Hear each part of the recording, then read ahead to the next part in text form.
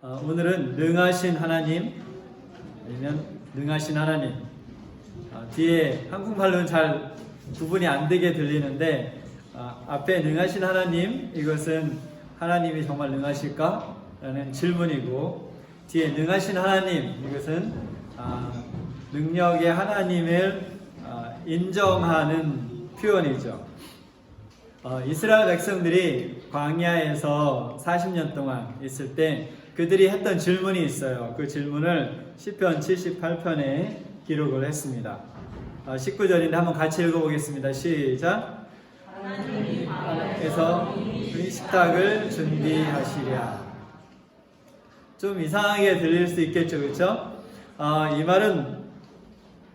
이 말에 대한 답을 먼저 한번 찾아볼게요. 이 말의 답이 어디에 나오냐면 시편 23편 5절에 나옵니다. 다 같이 읽어보겠습니다. 시작. 주께서 내 원수의 목전에서 내게 상을 베푸시고. 그 시편 23편 5절은 내 삶의 어떤 나쁜 상황이나 어떤 좋지 않은 상황 속에서도 하나님께서 내 앞에 상을 베푸신다. 여기서 이 상은 무슨 상인가요? 음식이에요. 음식. 상, 밥상. 그래, 밥상이에요. 밥상. 그래서 그 앞에 질문을 하면 광야에 하나님께서 밥상을 준비하시겠느냐? 이 말이잖아요. 그렇죠? 이 말은 결국 무슨 말이냐면 이스라엘 백성이 이집트에 나올 때 그 성인 남자만 60만 명이었어요. 그러면 전체 인구가 100만이 넘겠죠. 그렇다면 위니펙 인구보다 더 많아요. 더 많은 인구가 광야에서 이제 먹을 걸 좀 갖고 나왔겠지만 그들이 한 곳에 정착하는 게 아니니까 광야에서 여행하는 동안 100만 명이 먹을 음식이 필요하잖아요. 그쵸? 근데 하나님께서 우리를 광야에서 먹이실 수 있을까? 그 질문을 했던 것이죠. 그렇다면 하나님께서 광야에서 100만 명을 먹였습니까? 신명기 2장 7절에 모세는 이렇게 답을 하고 있습니다. 같이 읽겠습니다. 시작. 내 하나님 여호와가 이 40년 동안을 너와 함께 하였으므로 내게 부족함이 없었느니라 하라 하시기로. 부족함이 없었다. 영어로 nothing was lacking. 그래서 부족함이 없다라는 것은 아무것도 부족한 것이 말 그대로 없었다는 거죠. 그러면 40년 동안 잘 먹었다는 거죠. 이 말을 이제 한참 많은 세대가 지난 후에 이제 하나님께서 느헤미야를 통해서 다시 한번 반복하게 합니다. 같이 읽겠습니다. 느헤미야 9장 21절 시작. 40년 동안을 들에서 기르시되 결핍함이 없게 하심으로 그 옷이 헤어지지 아니하였고 발이 부르지 아니하였사오며. 저는 배낭여행을 좋아해요. 자주 가지는 못하지만 근데 이제 배낭여행은 배낭 속에 음식과 텐트와 옷과 모든 것을 다 담아서 걷는 거죠. 그렇죠? 걷다가 때가 되면 밥을 해먹고 다시 싸고 때가 되면 텐트를 치고 자고 이렇게 하는 건데 며칠을 걷고 나면 발이 부르터요. 그래서 대체적으로 양말을 2개 신어요. 하나 얇은 양말을 신고 이제 그 위에 좀 더 두꺼운 양말을 신는데 그래도 발이 부르트기 때문에 바세린이나 그런 걸 갖고 가서 저녁에 바세린을 바르고 발 마사지를 잘 해줘야 그 다음날 또 뭐 8시간 이렇게 걸을 수가 있어요. 근데 저는 이제 가면 뭐 길어야 일주일 정도 가는 건데 며칠만 걸어도 발이 아프고 부르트거든요. 근데 지금 몇십 년을 걸었어요? 네, 40년을 걸었는데 발이 부르트지 않았다 그랬어요. 결핍함이 없었고 부족한 것이 없었고 발이 부르트지 않았고 옷도 헤어지지 않았다. 그렇다면 그들이 광야에서 하나님이 광야에서 식탁을 준비하시겠느냐? 그러면 답이 뭐예요? 준비하셨어요.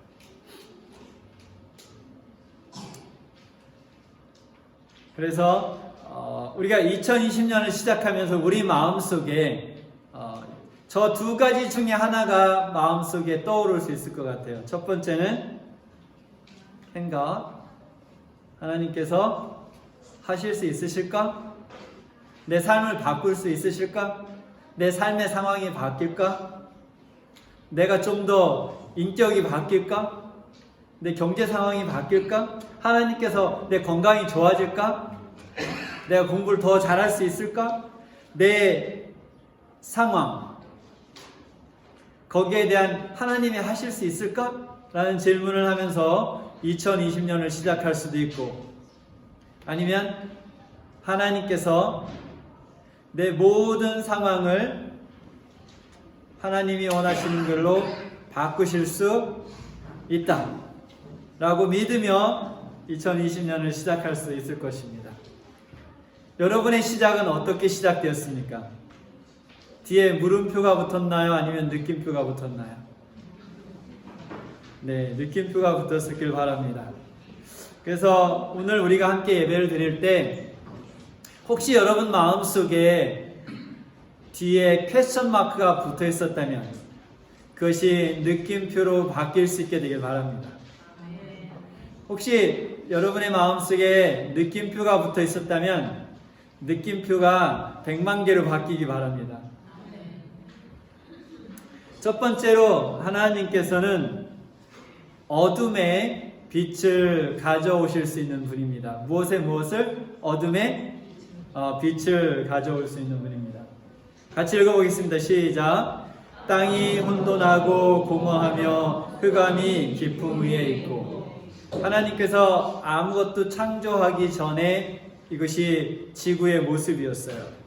그런데 하나님이 가라사대 빛이 있으라. 한번 같이 해볼까요? 빛이 있으라. 시작. 빛이 있으라 하심에 빛이 있었고. 제가 천명선교사 캠퍼스에 있을 때, 필리핀에 있을 때 거기 마른 번개가 많이 이렇게 쳤어요. 그래서 멀리서 보면 어떤 거 같으면 꼭 불꽃놀이 하는 것처럼, 그래서 저희가 훈련받다가 이렇게 해질 때 마른 번개가 치는 모습을 보면 하나님께서 불꽃놀이 하신다. 근데 이제 그때 그 동기 선교사 중에 한 명이 그냥 가만히 앉아서 우리가 보고 있는데 옆에서 빛이 있으라 그러면서 그걸 예측하는 거예요. 번개가 딱 치는 시간을. 그래갖고 그게 이제 재미가 있어서 거기 앉았던 선교사들이 같이 이제 동시에 빛이 있으라 하면서 그걸 맞췄던 생각이 나는데, 어둠에, 아무것도 없는 어둠에 빛이 있으라 하니까 그곳에 빛이 있었고. 이것은 어둠을 경험해 본 사람들이 빛을 감사하겠죠. 제 다른 경험을 이야기하면 그곳은 인공적인 빛이 별로 없는 곳에 제가 살았거든요. 그래서 한 번은 다른 선교지를 방문을 가는데 우기였어요. 그 우기에는 비가 계속 내려요. 어떤 한 달 동안 매일 내려요, 비가. 여기는 눈이 많이 오는데 거기는 비가 많이 내려요. 그래서 비가 많이 내리면 이게 길인지 옆에 밭인지 구분이 안 가요. 밤이면 더욱더 구분이 안 가겠죠, 그렇죠? 그런데 그 길을 빛이 없이 갔어요. 그냥 가다 보면 푹 빠지면 거기가 어디예요? 길이 아니고 밭이에요. 그래서 처음에 거기서는 다 쪼리 신고 다니는데 나중엔 쪼리도 잊어버렸어요. 어디 가는지 모르고. 근데 가다가 어디에 이르나요? 호수가 호수. 이건 밭은 빠지면 다시 나오면 되는데 호수는 빠지면 죽을 수도 있잖아요. 밤이 어딘지도 모르고. 근데 거길 지나가는데 정말 이렇게 가슴이 이렇게 떨리더라고요.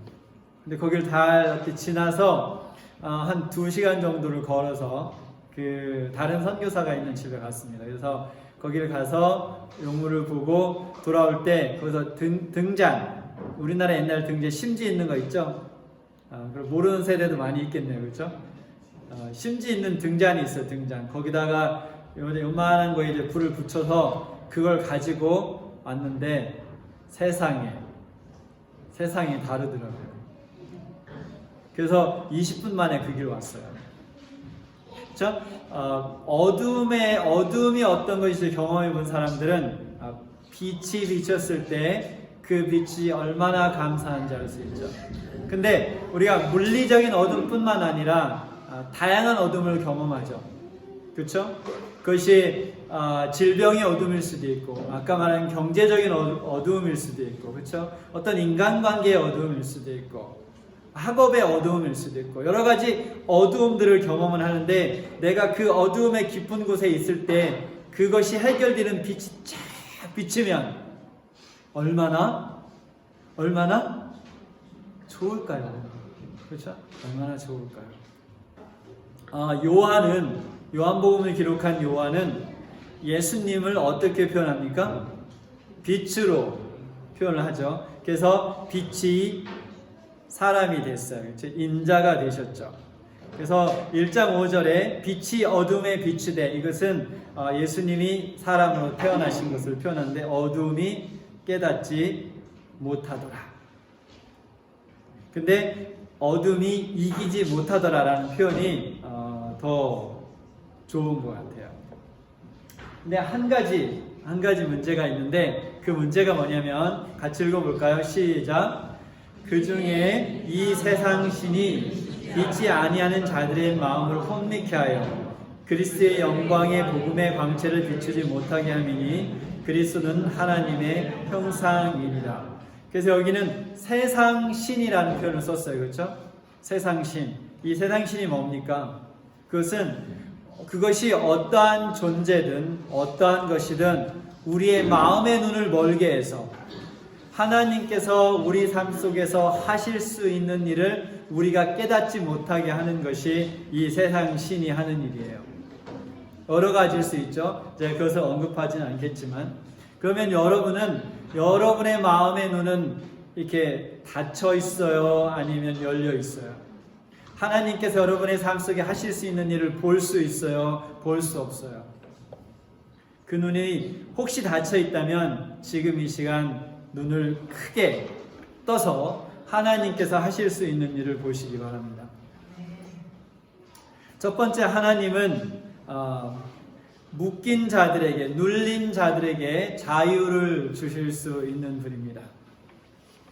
우리 다 자유인이잖아요. 그렇죠? 맞나요? 그렇죠? 우리 캐나다 자유민주주의 국가에 살고 있기 때문에 다 자유인이지만, 사실 우리의 삶을 보면 어느 한 구석인가는 우리가 쇠고랑을 차고 있죠. 그렇죠? 자유롭지 못해요. 그것이 정신적인 것이든 영적인 것이든 육체적인 것이든 어떤 마음의 것이든 경제적인 것이든 어떤 한쪽에 우리가 쇠고랑을 차고 있다는 거죠. 그리고 그것이 나를 속박하고 있기 때문에 내 마음이 괴로운 경험들을 다 우리가 하며 살아갑니다. 근데 요한복음 8장 36절에 하나님이, 다 같이 시작, 그러므로 아들이 너희를 자유케 하면 너희가 참으로 자유하리라. 아까 역시 제가 어두움을 경험해 본 사람들이 이 빛을 감사할 수 있듯이, 이 눌린 것을, 속박을 경험해 본 사람들이 자유를 감사할 수 있어요. 우리 영준 씨가 지금 그것을 제일 많이 느낄 수 있을 것 같아요. 그죠? 지난 몇 달 동안 제가 옆에서 그 눈 때문에 힘들어하고 스트레스 받는 모습을 봐왔어요. 근데 그것을 수술을 받고 이제는 약을 넣어야 되지만 자유로워졌잖아요. 그렇죠? 근데 그 자유로움, 속박에서의 벗어난 그 자유로움. 근데 우리는 다 그런 것들을 경험하고 살죠. 근데 예수 그리스도가 너희를 자유케 하면 너희가 참으로 자유하리라. 근데 마가복음 5장에 보면 이 자유를 경험한 세 사람의 이야기가 나와요.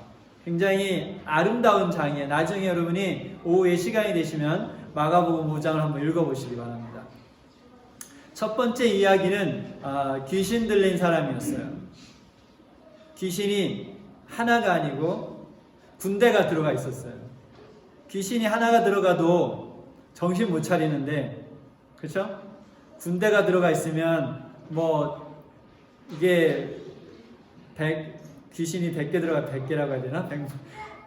100개, 1000개가 들어가는지 모르잖아요. 그렇죠? 근데 너무나 이 거칠고 그래서 사람들과 어울려 살 수가 없어서 들판에서 동굴에서 짐승처럼 살았어요.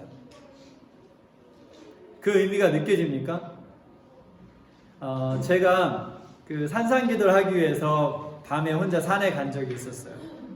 대구에서 살 때인데 이제 근처에 산에 침낭 하나 딱 가지고 이제 산을 가는데 뒤에서 우 이런 소리가 들리는 거예요.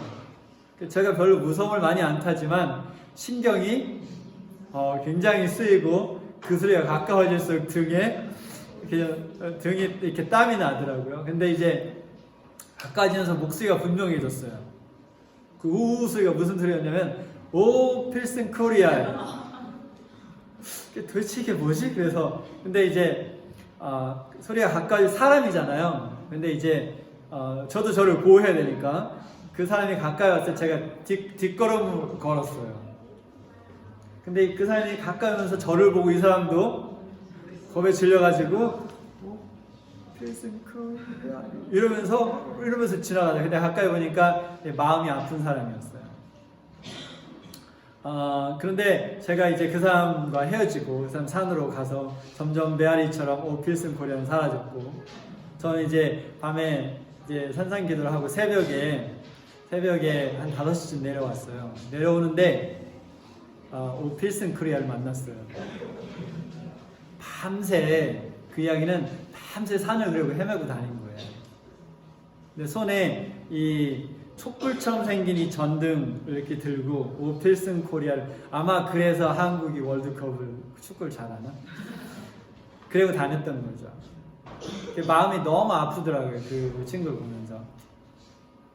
근데 밤새 매번 그렇게 하는지 어떻게 하는지 모르지만 어쨌든 제가 가끔 그 산에 갔는데 어쨌든 그날밖에 만나지 못했습니다. 오 필승 코리아. 근데 이 마가복음 5장에 나오는 이 사람은 오 필승 코리아는 하진 않았겠죠. 이스라엘 사람이었으니까. 근데 광야에서 그렇게 짐승처럼 살았어요. 근데 예수님이 그곳에 나타났을 때 이 사람이 예수님 앞에 가서 꼬꾸러집니다. 아마 제가 그 오래전에 마가복음을 묵상할 때 저는 그 모습을 보면서 그 사람 속에 남아있는 0.1%의 인격이, 왜냐면 마귀가 그를 예수님 앞에 데려가진 않았을 거예요. 그렇죠? 자기가 쫓겨날 걸 아니까 1%의 그 남은 사람들이 그의 의지로 예수님 앞에 갖고 거기서 쓰러졌을 것 같아요. 그런데 예수님이 그에게 이 사람에게서 나오라! 라고 명령하니까 어떤 일이 벌어졌습니까? 그 사람이 제정신을 가진 사람이 됐어요. 어떤 사람이 됐다고요?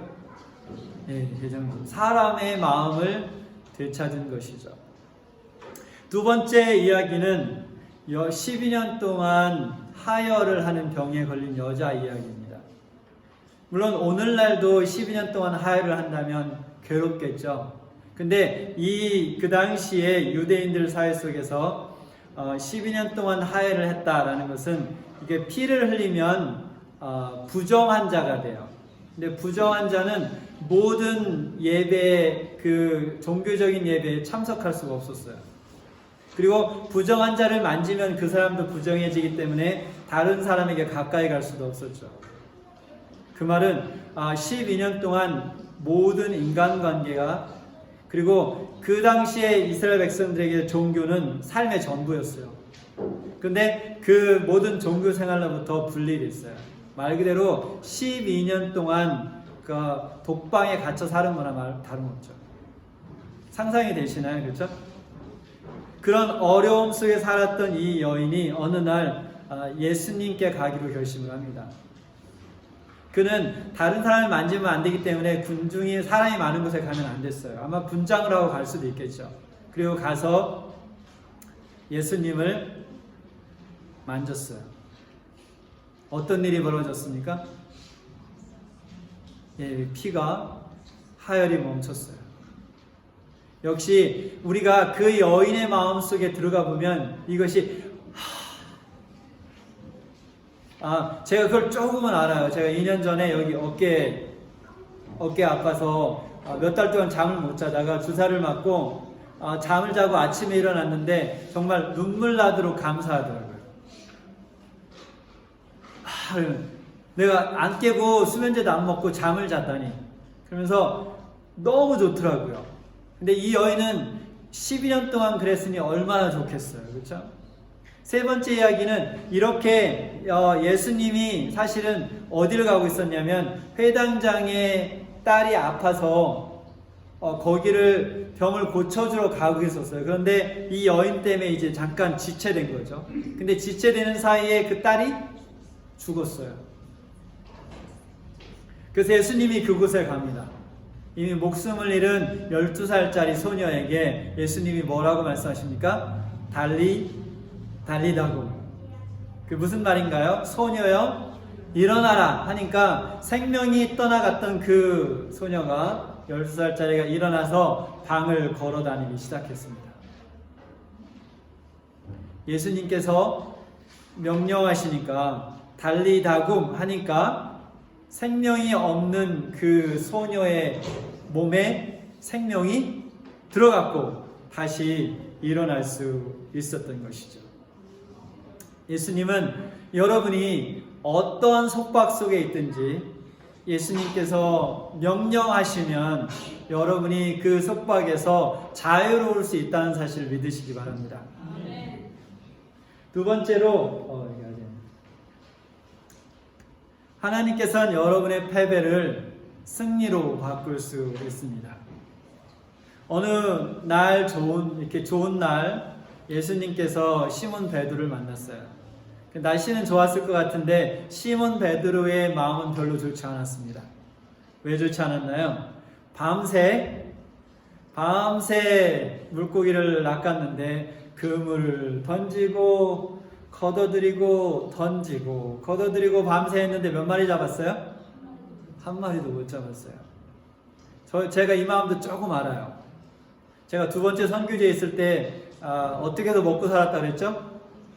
예, 물고기로 창낚시를 해서 먹고 살았는데 때때로는 가서 한 마리도 못 잡고 돌아올 때가 있어요. 근데 한 마리도 못 잡으면 제가 뭘 먹어야 되냐면 맨밥을 먹든지 아니면 그 코코넛 마른 거 있죠? 그 쉘을 먹어야 돼요. 그러니까 한 마리도 못 잡고 들어올 때 마음이 쓰리겠죠, 그렇죠? 오늘도 맨밥을 간장에 맨밥을 먹어야 되는구나. 이러면서 돌아와야 되는데 지금 저는 한 끼만 그러면 되지만 이 밤새 그물을 던지고 못 잡은 그 베드로의 마음이 어두웠겠죠.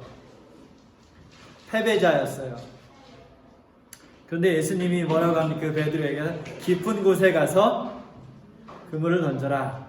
이것은 갈릴리에 있는 어부에게는 상식 밖의 일이었습니다.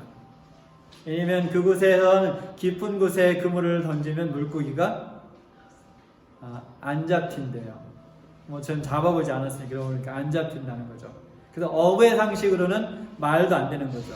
그런데 베드로가 순종하고 그물을 던졌습니까?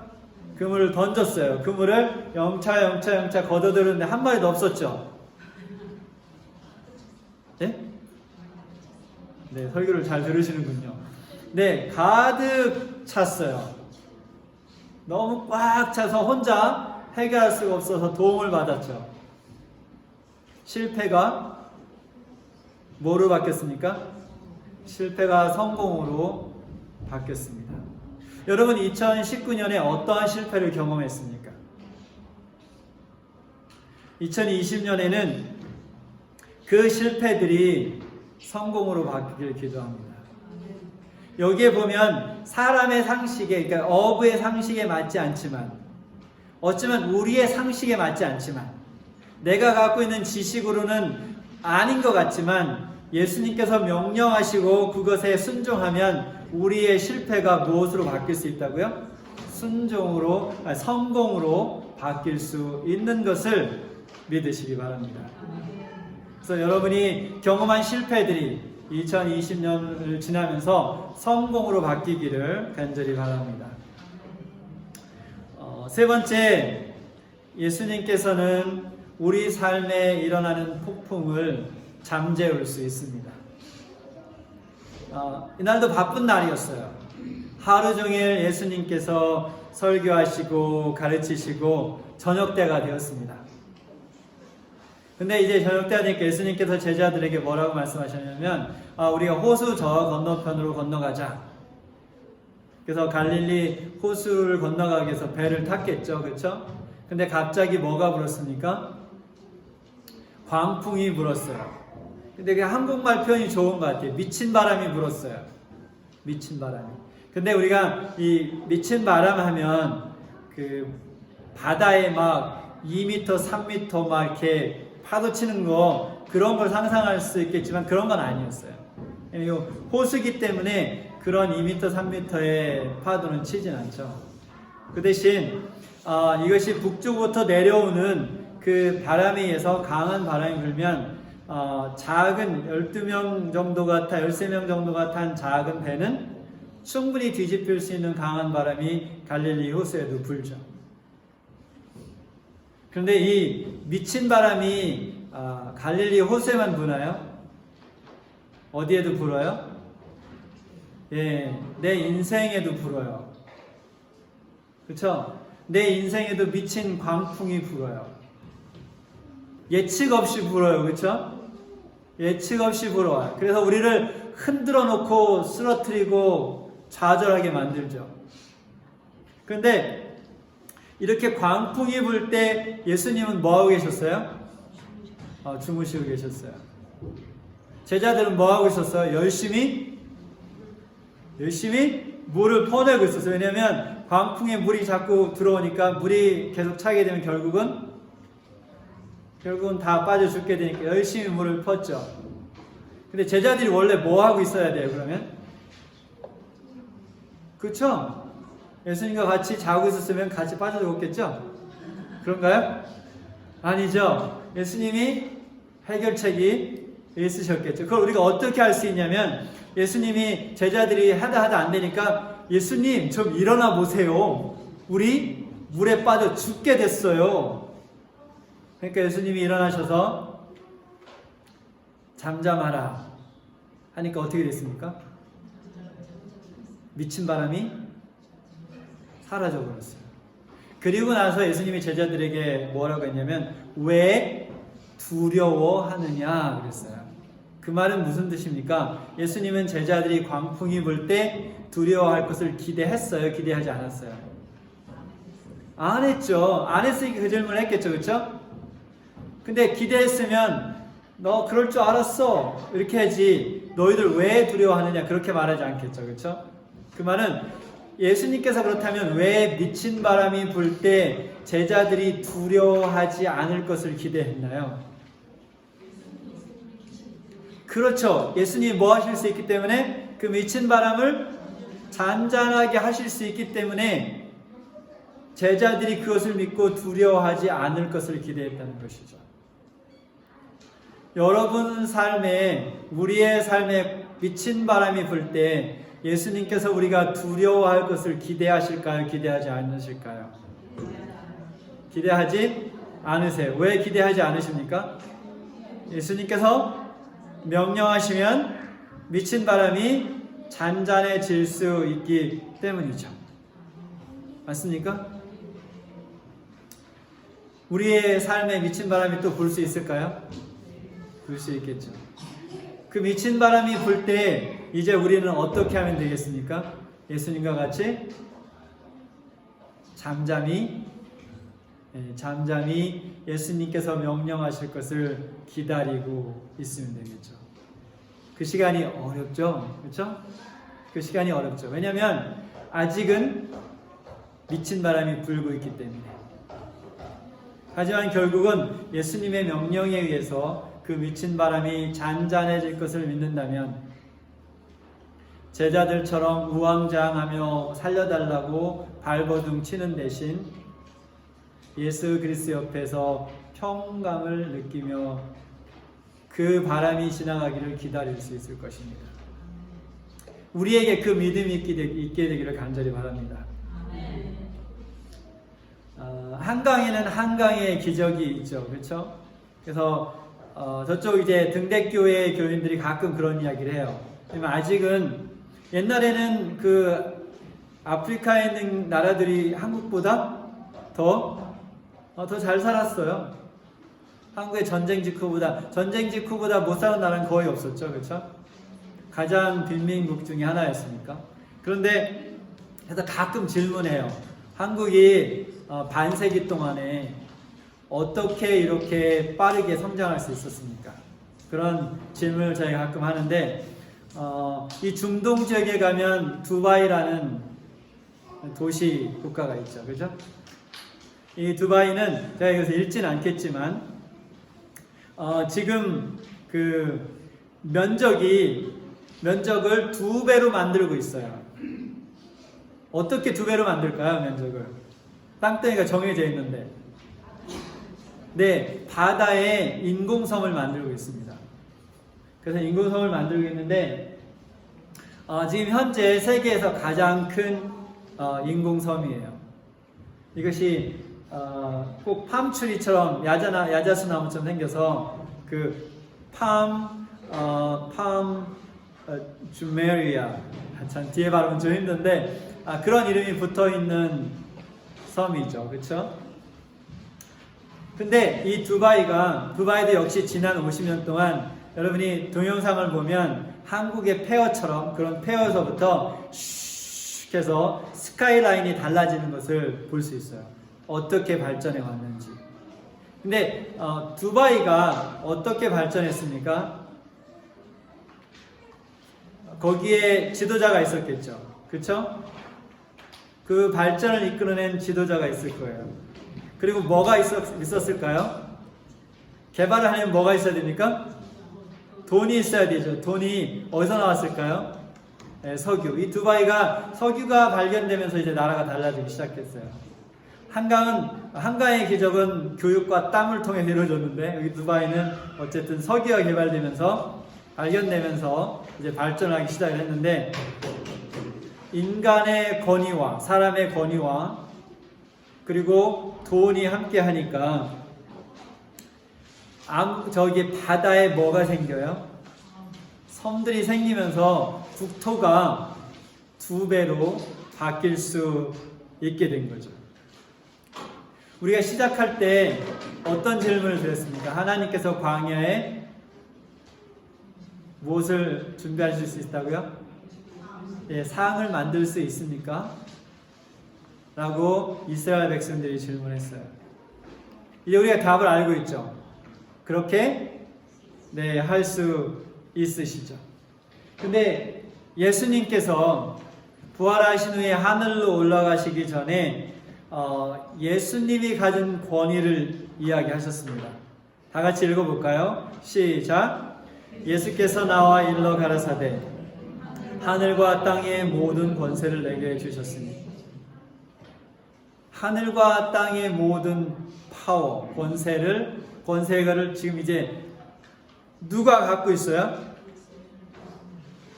누가요? 그런데 지금 예수님께서 말씀하시잖아요, 그렇죠? 예수께서 말씀하시되 하늘과 땅의 모든 권세를 내게 주셨으니. 그렇다면 하늘과 땅의 모든 권세가 누구한테 있어요? 네. 그리고 하늘과 땅의 모든 권세와 이 우주의 재정을 갖고 계신 예수님께서 못하실 일이 없겠죠. 사람의 힘으로도 할 수 있었다면. 하나님께서 아브라함에게 이런 이야기를 했습니다. 여기는 예레미야 전에 하나님께서 능치 못할 일이 있겠느냐, 그 일을 다시 예레미야 32장 27절에 예레미야의 입술을 통해서 같이 읽어보겠습니다. 시작. 나는 여호와여 모든 육체의 하나님이라 내게 능치 못할 일이 있겠느냐. 하나님께서는 우리의 나쁜 습관을 좋은 습관으로 만들 수 있습니다. 아멘입니까? 제가 이야기할 때 여러분이 동의하시면 아멘을 해주시기 바랍니다. 하나님께서는 여러분의 건강 상태를 바꿀 수 있습니다. 하나님께서는 여러분의 재정 상태를 바꿀 수 있습니다. 하나님께서는 여러분의 인간관계를 바꿀 수 있습니다. 하나님께서는 여러분에게 직업을 주실 수 있습니다. 하나님께서 우리 교회를 예배자로 가득 채울 수 있습니다. 하나님께서는 우리를 통하여 위니펙에 있는 사람들에게 복음을 전할 수 있습니다. 하나님께서는 2020년 동안 우리를 영적으로 회복시키실 것입니다. 하나님께서는 2020년 동안 우리의 교회를 영적으로 회복시키실 것입니다.